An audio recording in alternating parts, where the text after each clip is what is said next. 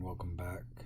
Um, this week we'll be working in chapter 8. Let's go ahead and get down to where the current week that we're working in. I know it's still technically a week behind from the actual calendar date. We're actually in this week as far as the calendar is concerned, where we actually are. Today's the 30th, but today I'm going to be shooting chapter 8 lecture. Just want to point out a few more things before we get started on the lecture. I want to make sure everyone knows that this entrepreneurial exercise for chapter 8 is going to be due this Sunday, April 5th. So we still have 6 days, 10 hours to get on that. So just everyone make sure they get on that. Also want to point out that if everyone recalls that last week for chapter 7 entrepreneur exercise, I extended that due date to this Sunday as well, for Sunday, April 5th at 11:59 p.m. So just wanted to point those two assignments out before we get into the material. Also, everyone should still be working on the entrepreneurial marketing plan.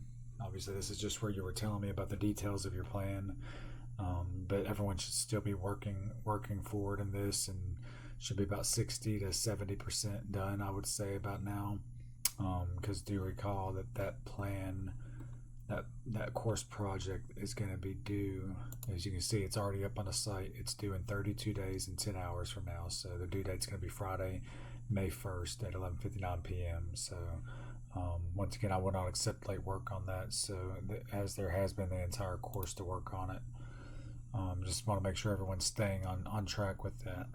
And once again, if you have any questions or anything about it, please let me know. I'm happy to help. And once again, I'll hear it. This right here will I'll also go through the details if you need to refer back to it. Okay, so let's get into chapter 8 now. It's on entrepreneurial pricing.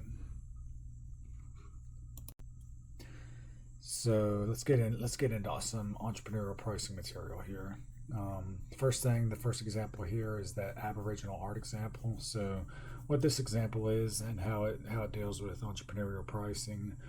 The book gives an example of an entrepreneur who actually was an artist, and she was going to sell some artwork. And she was trying to figure out how she should go about pricing her works of art. Well, long story short, she come to find out that people would be willing to pay a lot more for her work than what she originally thought she was going to be able to charge. She had worked with an accounting professor in one of her courses that she had when she was going through her coursework prior to starting this company, and tried to work with him on a cost-based approach. Cost plus your initial markup, and she actually decided to go with a different approach than that. She actually went with more of what was being demanded by the actual market itself. So she went with a different approach as the price, and it was a good thing because that was actually higher than, I believe it was 50% higher than what the accountant had initially suggested that she should price her product at.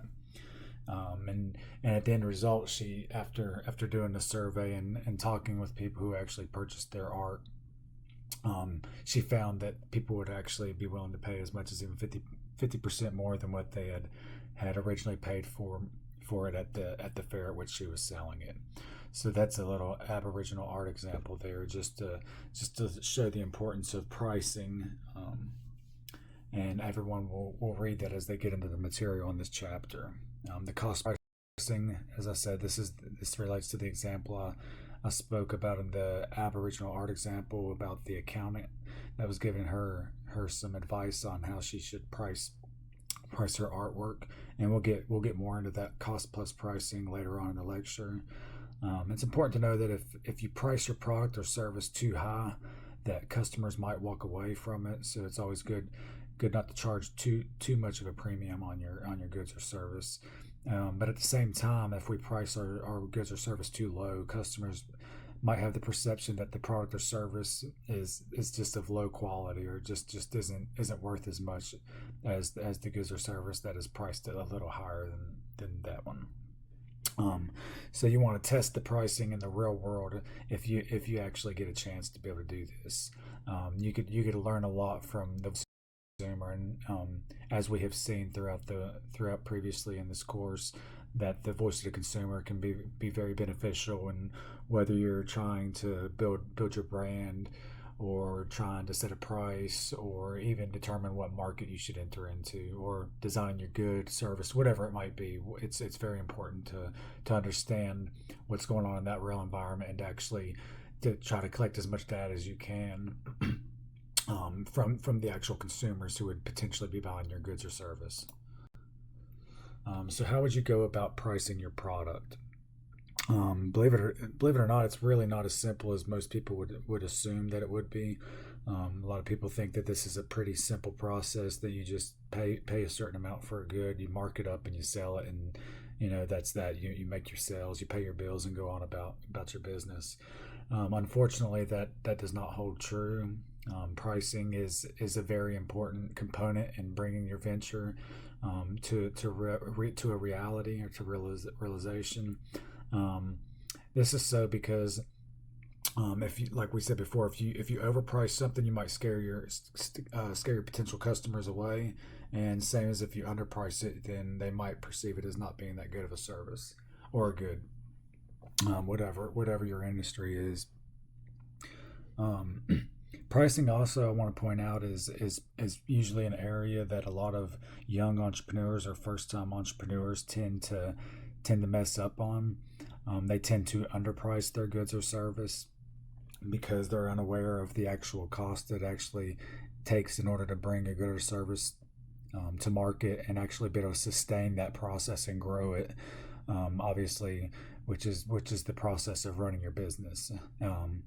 So the goal is obviously to have a gross profit large enough to be able to cover all of your operating expenses, being your fixed cost and your variable cost, and we're going to get into those components, as far as different types of costs are concerned later in this chapter as well.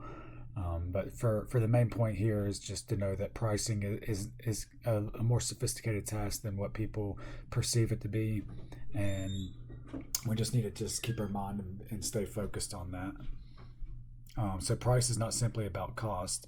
There's a lot of other factors that actually enter in to determining the price that we're going to sell our good or service for. So let's get into what the variety of the parameters that we need to consider are. So in this chapter, we're going to be concerned with three basic parameters. These parameters consist of the price floor, the price range, and the price ceiling. So starting with the price floor.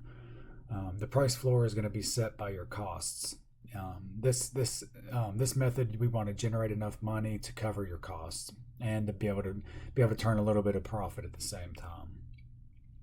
So price floor, like I said, that's just setting a gross profit, which is the difference between your cost of goods sold and your selling price, which is going to be your gross profit. So that in the price floor, we're setting our cost just high enough to cover our cost and to turn a little profit. Price range, this is going to be provided by competitors. So we're going to see competitors offering different bundles of goods or services, and based upon supply and demand of these products provided by these competitors, there's going to be a price range set. So that's what we're concerned about within the price range. The price ceiling is going to be set by the customer's ability and also their willingness to pay for your product or services. So obviously, if the consumer perceives your good or service to have value, then obviously they're going to be willing to pay a premium, or in other words, be able to pay more for that good or service. So ultimately, with the price ceiling, we're worried more about the actual component of the business, whereas the price floor, we're concerned more with the actual cost component of the business.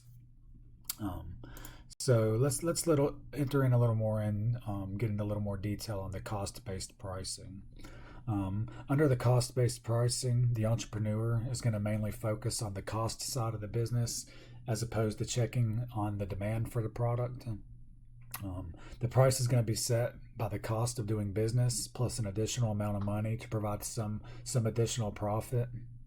Under the cost-based pricing, the most common strategy is the cost plus strategy.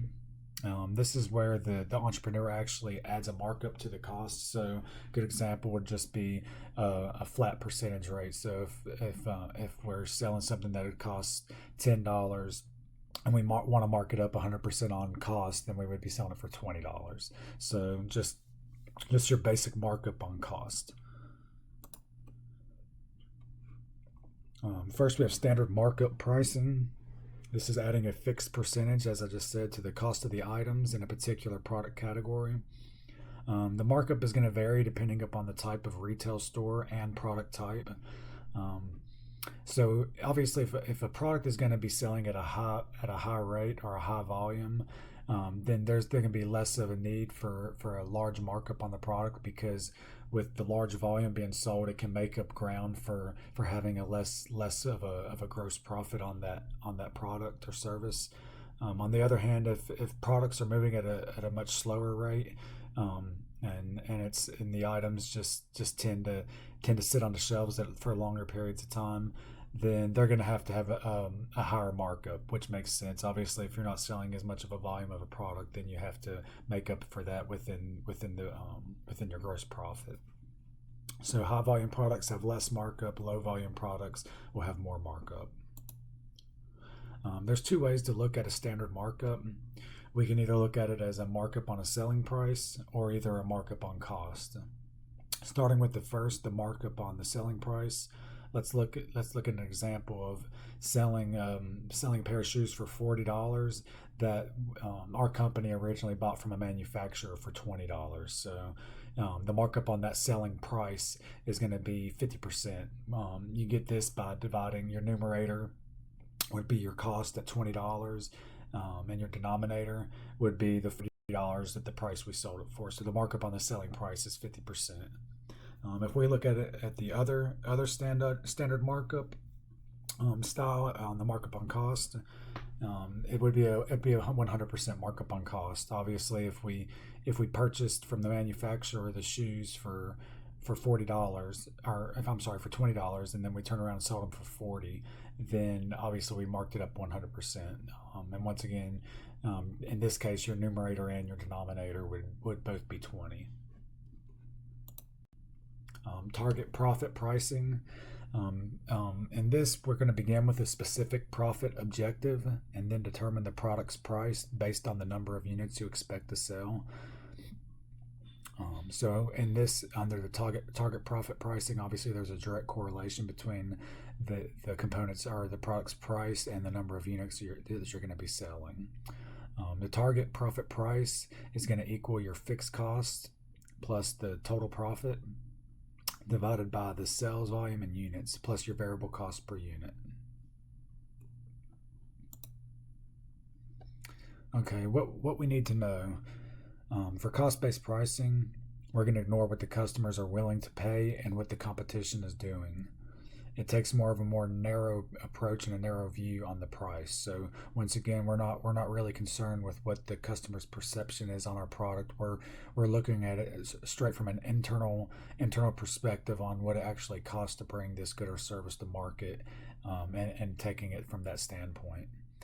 Customers consider many variables other than a price tag. So a lot of times within the price, they could be going through a process as far as what the time cost is. So what type of a time constraint is it gonna involve? The physical effort and being able to purchase this good or service, and even the psychic costs that are involved with it. Price can signal quality. Here we have a LASIK example. This is another good example that is pulled from this chapter. The author, he gives an example of an eye doctor who performed LASIK surgery, and the way he went about trying to penetrate the market when he started his practice was he tried to beat them on price. So he was offering the same quality service as these other doctors that were performing LASIK surgery, but he was just undercutting their price. Well, the opposite thing happened to him than what he thought was going to happen.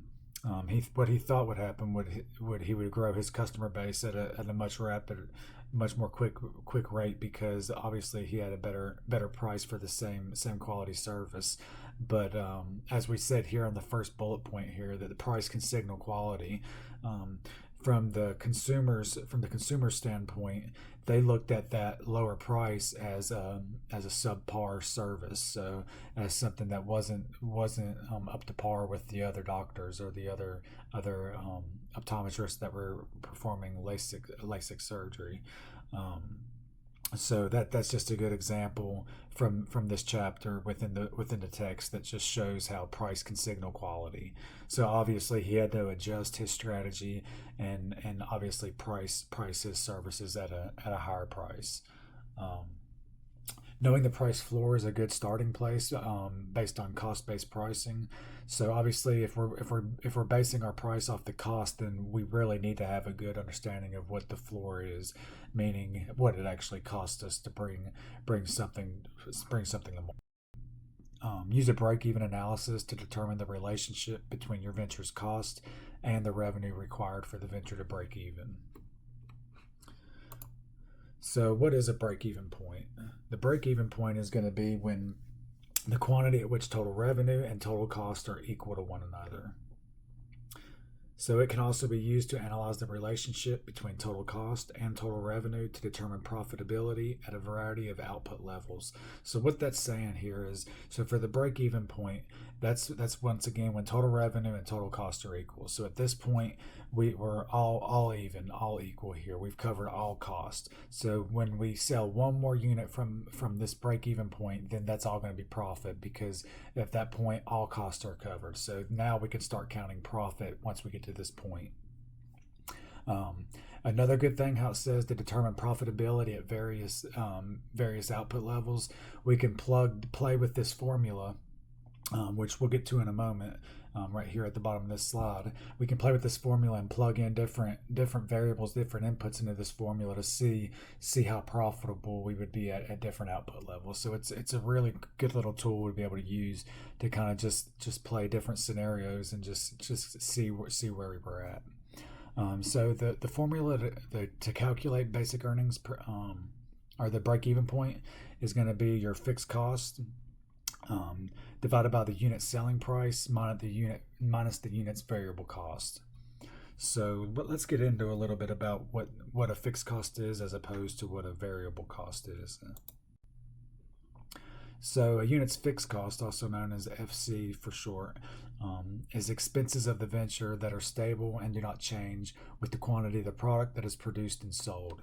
So some good examples of a fixed cost is going to be rent on a building in which the company operates out of, some salaries for workers of the company that have a pegged salary, so we know what the salary expense is going to be. Stuff of that sort is good examples of fixed costs. So these costs does not change no matter what level of output it is. These are constant.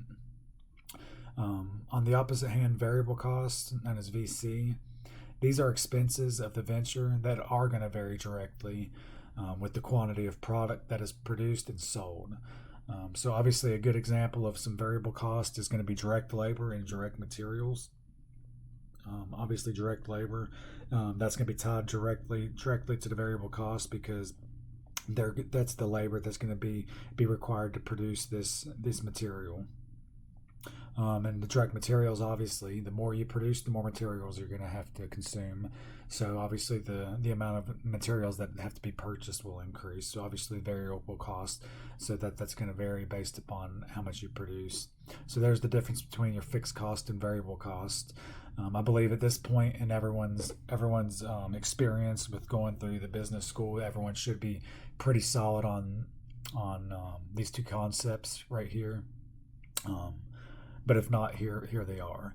And one last component of cost is the total cost, known as TC.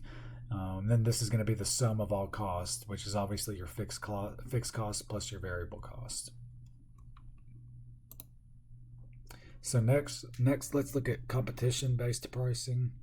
In this strategy, an entrepreneur bases their prices off of the competition. So once again, we're looking to see what's going on within the markets and the different competitors.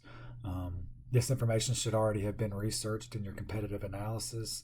So obviously, as we spoke about previously in this course, we should already have this information from the research that we've had, based upon entering into a certain market, based upon what type of good or service we're wanting to bring to that market. So we should already know what these competitors are doing in terms of pricing. Competitor pricing will establish the current going rate, so that'll give us a range in which we need to set our price. Knowing that range obviously helps because that's going to keep us within being competitive within that market. You must decide whether to price below or above the competition. So some determining factors in whether you should price below or above the competition. One would probably be price high if you have high quality and a highly differentiated product or service. Obviously, if you know you have something that stands out from that of the competition and is superior to it, then we have a better chance of being able to price on the higher end of what the competition is currently charging.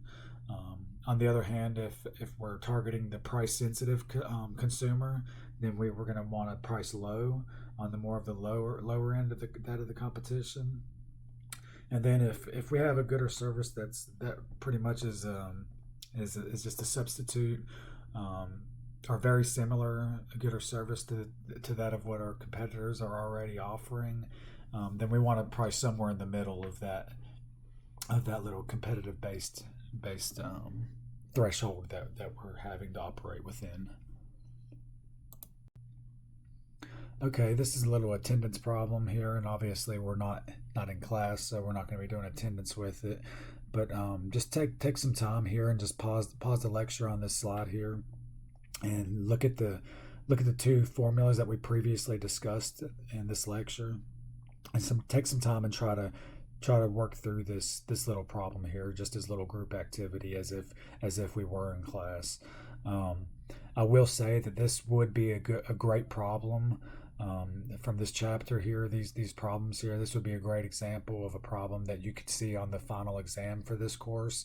So it is definitely beneficial to pause the lecture at this point and spend a little bit of time and making sure that you understand how to plug in the variables into these formula and find what the target price should be, or target profit, or break even, whatever it is that you're looking for.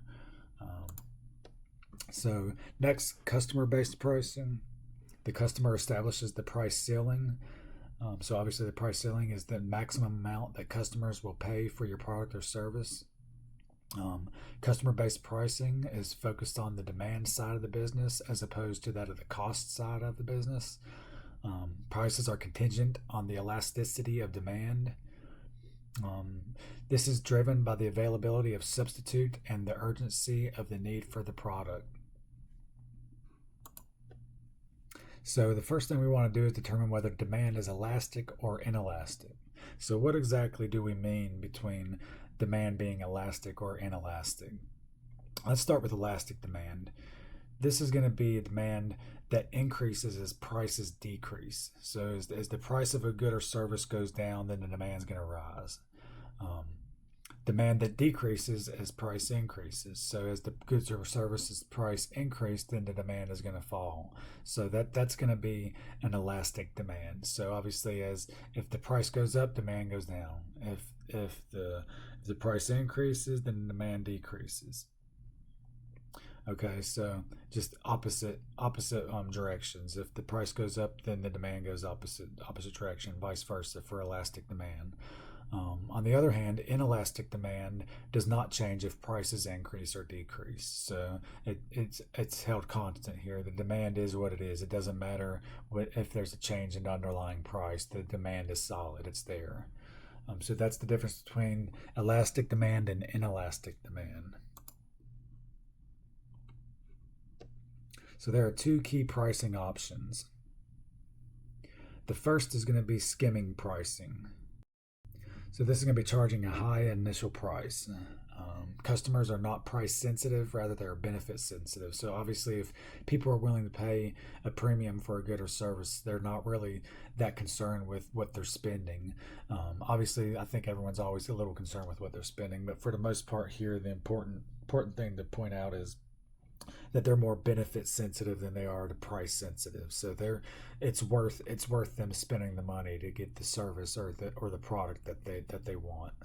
Um, you want to use the skimming price option if you have a high quality, better performing product. If you have enough customers willing to pay the high price, if your customers associate price with quality, and if your product has an intellectual property component. So once again, intellectual property, we covered that in a previous chapter as well in this course, and we know that's an intangible asset in which usually people will usually get a trademark or a patent in order to protect it. So usually if you have some valuable intellectual property within your good or service that you're offering, then usually that definitely helps on being able to set a premium price. The second option is penetration pricing. This is charging a low initial price. So obviously this is going to be the complete opposite of that of skimming price. So once again, the penetration pricing is charging a low initial price. This is going to be the best strategy for price sensitive customers. Obviously, if customers are sensitive to price, then they're more concerned about price than the benefit of the product or service. So obviously, if we're focusing on this target market, then this is going to be our best strategy to pick. The low initial price may discourage competitors from entering the market. So that is a good way to be a barrier to entry. When they see the low initial price, then they might not be interested in it because they don't see really a need that there could be a good chance to get a good profit margin off it. So a chance to turn a good profit off the products, or that maybe they just can't produce the good or service and be able to continue as a going concern by setting a price that low. So it's a good barrier to entry. So you can use that as a tool in your portfolio against competitors as well to discourage them from trying to enter into the market. If you start with a skimming strategy, you have the ability to lower your prices over time to reach and attract more price sensitive customers. So obviously, if you price yourself high, you can always leave yourself room to come down, right? Because maybe they don't perceive it as that high, or as that good of a good or service, but you can find out where they actually do perceive that service. So it's actually good to start with the skimming strategy, in my opinion, because obviously you can always come down. On the other hand, it's more difficult if you start with the penetration pricing strategy to move your price up once it's been down, because how can you really justify bringing your price up if you're offering the same good or service as you did before, with a lower price? So really, you're almost shooting yourself in the foot if you do that. I'm not saying that there's not a correct time or a relevant time or scenario that would be a good time to use the penetration pricing, but the main point here is to know that it's always easier to price yourself high and come down to the perceived value of your product than it is to price yourself low and then try to go ahead and prospectively move your price to a higher threshold. It just doesn't work as easy that way. So the current customer trend is a value conscious approach. Customers want more benefits at the same price. Some businesses are able to compete by offering a larger quantity of the product for the same price. So a good example of this is if anyone eats yogurt, or pudding or something like that, something of that sort. So maybe if we're offering a larger quantity of the product for the same price, so maybe Snack Pack, for example, for pudding, has a 5 ounce little container of pudding for your single serving thing, and you have it, and they sell it for $2 or $1, let's say for $1, and then you turn around and make a 8 ounce serving of pudding, same thing for the same price for $1. So that's a good example of offering a larger quantity of the product for the same price, so 20% more or whatever it would be. Others may bundle two or more products into a single package. thereby cutting the price of each individual product if they were purchased on a standalone basis. So they're bundling them and saving them through the bundle. So just some nice customer based pricing, some value conscious approaches we can take.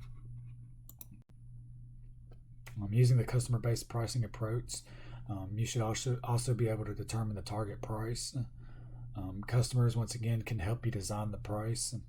Obviously, it's always good to know what the customers are thinking or perceive as to what you're bringing to market.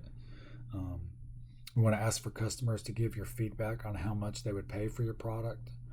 Okay, commercial furniture example. This is a good example from the book as well. As this manufacturing company that was producing furniture, as they were in the process of while their work was in the process of being designed or creating this furniture, the owner of the company actually went out and was getting the voice of the consumer as to what they would be willing to pay for, as far as the current product, how it was, of what the prototype was. And after he got their feedback, he realized that they weren't going to be willing to pay as much as what he thought they were going to be paying for certain types of furniture. So obviously he was placing a higher value on the furniture than the customers or the potential consumers were. So what he did was he turned around and altered his production and changed his prototype a little bit, and tailored it towards to what the consumers' feedback was, based upon what they were going to be willing to pay for, and what designs they were looking for within the furniture. So he more so just targeted that market and just listened to what they had to say, and in turn it completely changed the style of the furniture he was selling, and obviously the price as well. So that's a good example of how a successful commercial furniture company could have flopped from the inception, as opposed to being a success, just because they listened to the voice of the consumer as they were trying to bring their good to market. Another advantage is the ability to price by segment and to offer good, better, best options to the customer. If you recall back to, I believe it was chapter 3, it was chapter 2 or 3, one of the two chapters. But anyway, we had a good example of, I believe it was a drill or a saw. It was one of the two things. We'll just say it was a saw, and they actually. They were getting the voice of the consumer and just trying to decide what type of a saw to create. Should they create a more expensive saw that has more power, or more of a cheap saw that doesn't have as much power? And what they found out was that the people who actually use the tool every day in their trade or in their profession were willing to pay a premium for a better saw that had a longer life and a stronger power, or maybe a sharper blade, stronger blade, whatever it might be, just a premium product. Where on the other hand, people that did not use the tool every single day were less willing to spend as much money on it, because they didn't use it as much, and they didn't perceive as much value from it as that, of someone who used it every day to actually make money off it. So that company that was producing that saw decided that they could make a good, better, and best version of that saw, and in turn they entered 3 different markets. They were satisfying 3 different types of markets. They could make a cheaper saw that had less power for your handyman, do-it-yourself guy that just does little odd jobs on the weekends or something, and obviously and all the way up to your premium saw for your general contractor that is going to use it 6-7 days a week on the job for a lot of different jobs. So that's another good example of the advantage of the ability to price by segment and to offer good, better, best options to the customer. So once again, why it's very important to truly know where the voice of the consumer is at, and how they perceive you and your good or service that you offer. Internet-based ventures can use dynamic or flexible pricing.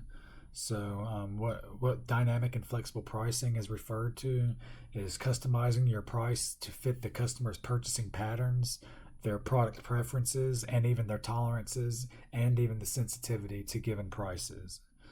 So what are some examples of flexible pricing? When using any customer-based pricing strategies, you must know the price floor, know your competitors' prices, and know what customers are willing and able to pay for your product and service. So obviously, we have to know our price floor. If we don't know our price floor, we could really make a huge mistake and underprice our good or service to the point that we can't even cover our own expenses to even bring that product to market. So obviously, we're not going to be a going concern very long. We're going to be closing our doors for business very soon if we don't even know where our price floor is. We have to know what's going on in our competitive environment. That's one of the things we always have to know what's going on with our competitors and with our customers. That's two must with the entrepreneurs. So we have to know what the competitors' prices are so that we can even be relevant in order of pricing it within that range. And obviously, what we need to know also what the customers are willing and able to pay for the product or service, as we said before. Two key things here.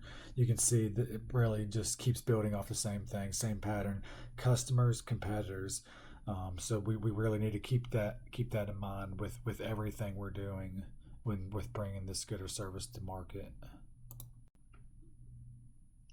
Okay, on the entrepreneurial marketing spotlight within this chapter, it dealt with Stan Jof and Steve Batsofen, if I'm pronouncing their names right.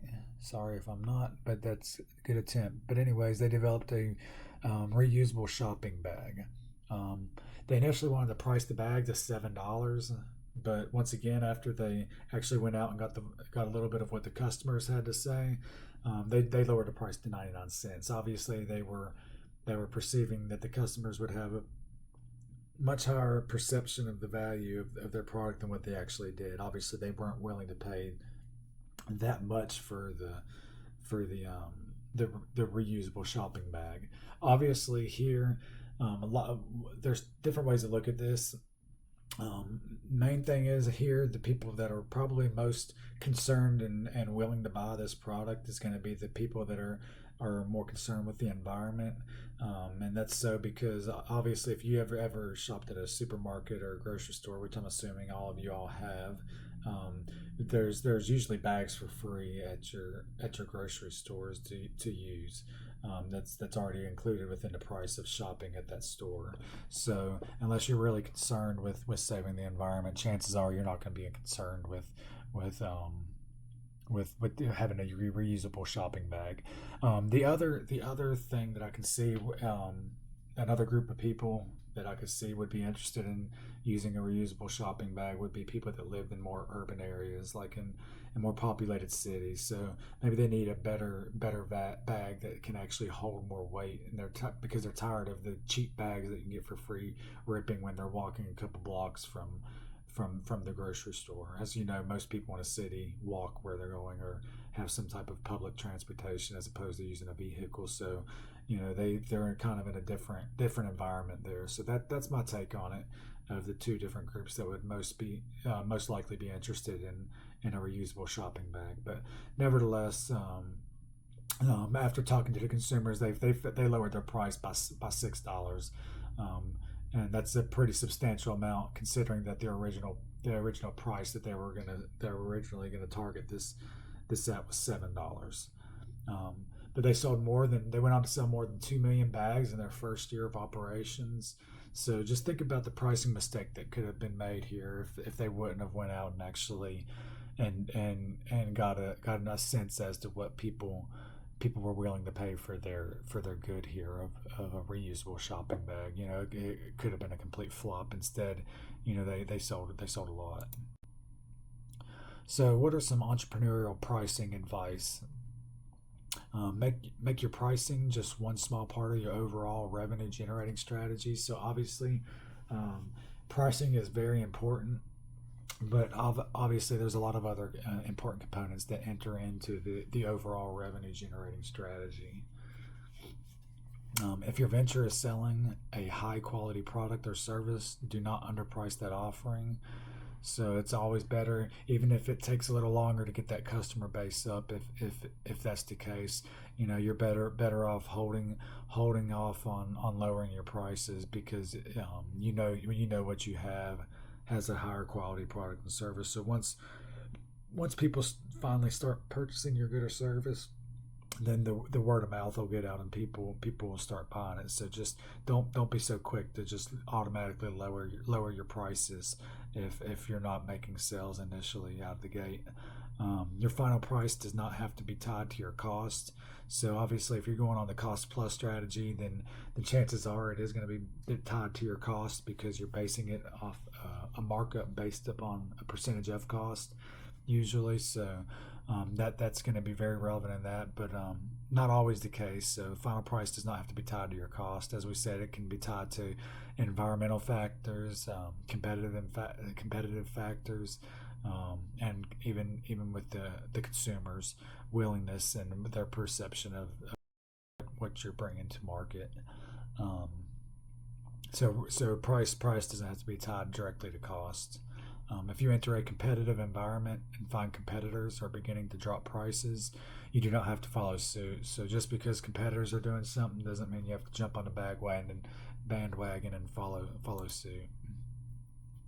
Your price strategy should always be connected to the customer segment you are seeking.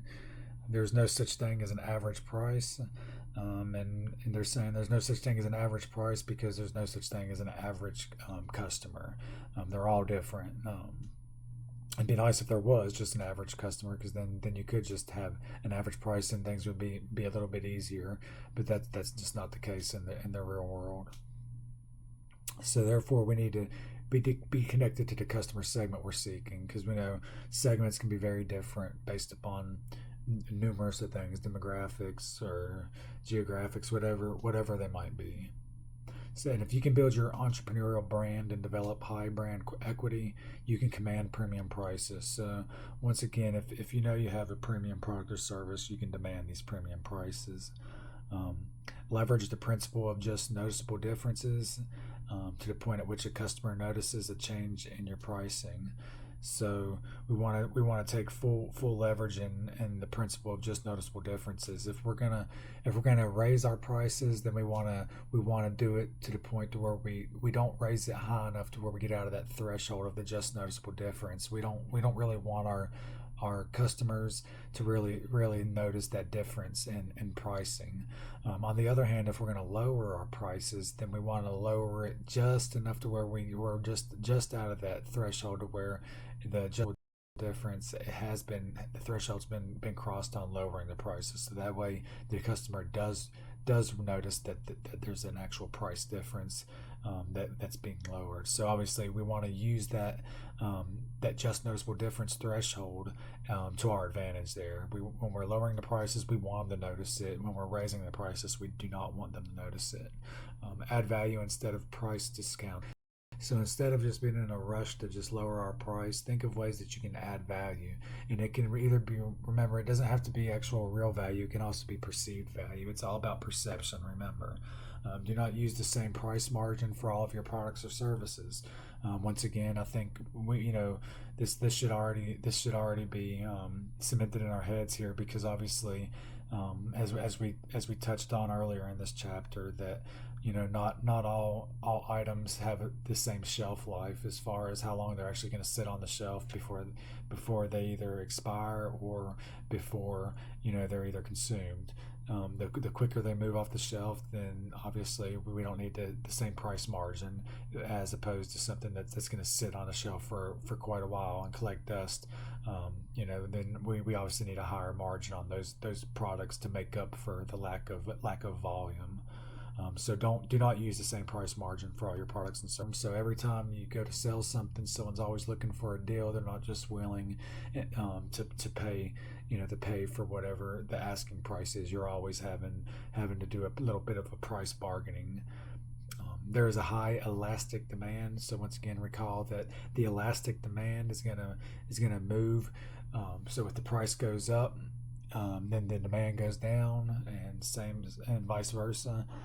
If the price goes down, demand goes up. So if there's a high elastic demand, then obviously there might be a price problem. And if you are often forced to mark down your price, and once again, that's kind of goes into the same thing as price bargaining. If you know you're constantly being forced to lower your price, then chances are you're priced too high. So some advice from a pricing expert and an entrepreneur. This was just based on the last little entrepreneurial spotlight in the book. Their main key points were: do not use cost based pricing. So their advice is to use some other form of pricing other than a cost based pricing. Um, do not use competition based pricing. You do not need to hire a marketing research firm. So obviously here they're saying that you can do this research on yourself with the tools that are available. Ask the customers what value they attach to your products or services. Obviously, at this point, we've already established that this is very important to know the voice of the consumer. Do not constrain yourself by charging the same as competitors. And once again, we want to differentiate ourselves among competitors. Your pricing choices should reflect the type of customer you wish to attract. So once again, if we're trying to enter into a market segment to where we're dealing with quality goods and services, and we want to charge premium prices, then obviously we want to tailor that towards a market whose demographics have the capabilities to be able to actually purchase whatever goods or services. On the other hand, if we're going after someone who's concerned with price more so, then we want to tailor our goods or services to be um, more available to the general public who makes less money. Um, so never discount, always add value, real or perceived. Remember, it does not have to actually be real value that you're adding. It can be perceived value, um, but just never discount.